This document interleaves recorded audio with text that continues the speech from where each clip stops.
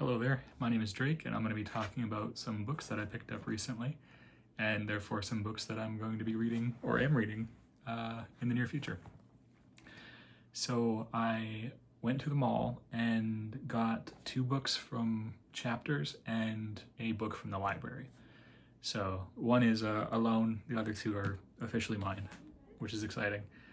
And in the spirit of Hoa season, as some people call it, or fall Halloween season, my most exciting book acquisition, I'm shameless to say, is Midnight Sun by Stephenie Meyer.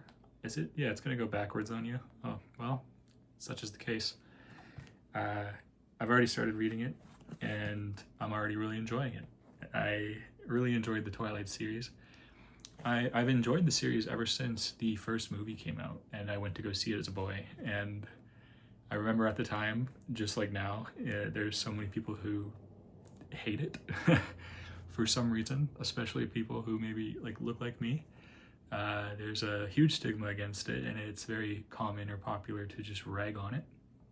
But I never caught that nasty bug, and I don't know, I really enjoyed the movie. And yeah, the movies came first. I mean, I could have read the books, but I feel like I was maybe a little too young to pick up those books. I was literally I'm just guessing, but 11 or 12.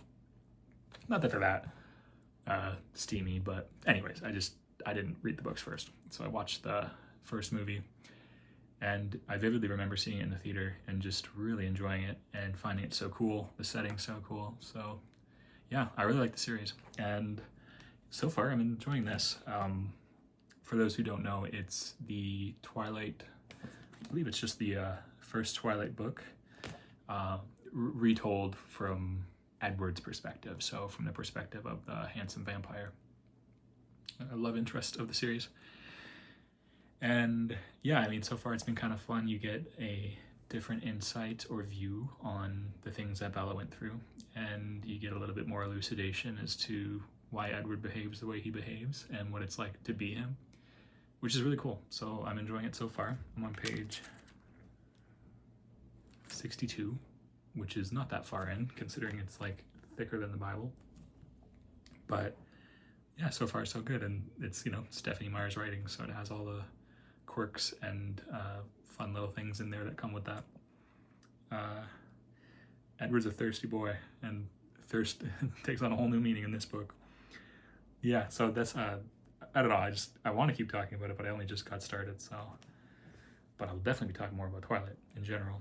I'll probably go back and talk about the main series, which I've read all the books, and maybe dive into that a little bit and some of my thoughts on it.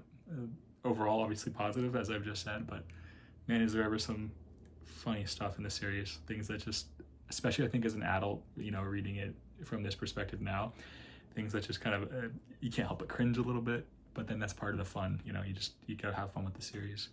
And overall, I think it's actually really quite good. So yeah, that's the big acquisition.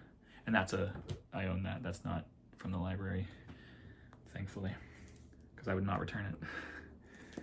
And this one is just a little paperback, trade, what do you call it, paperback? It's a classic. It's Isaac Asimov's Foundation. Obviously, as it says, it's been made into a Apple TV series, but I haven't watched that. I just know that it's quite revered in the science fiction community, and that it's considered a must-read. Haven't gotten started on this yet. I'm very much focused on Midnight Sun right now, but I'm excited for it. It sounds almost quite Star Wars-like. For 12,000 years, the Galactic Empire has reigned supreme. So it's political and about a fight for freedom, but that's about all I know right now. So hoping to dive into that. It's short, relatively.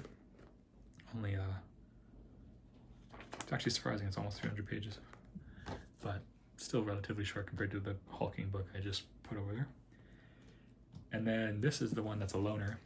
But I'm still very excited about it, even though I've realized that probably getting Midnight Sun at the same time I take out this, it was a mistake, because we'll see if I read this much in the little less than 3 weeks I have to do so. But it's called, The Bright Sword by Lev Crossman.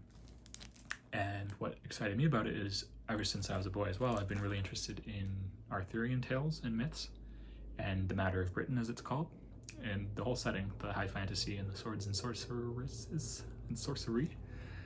I just love it. And that kind of fairy tale-esque, bright, colorful fantasy, that has had an influence on a lot of things that I enjoy.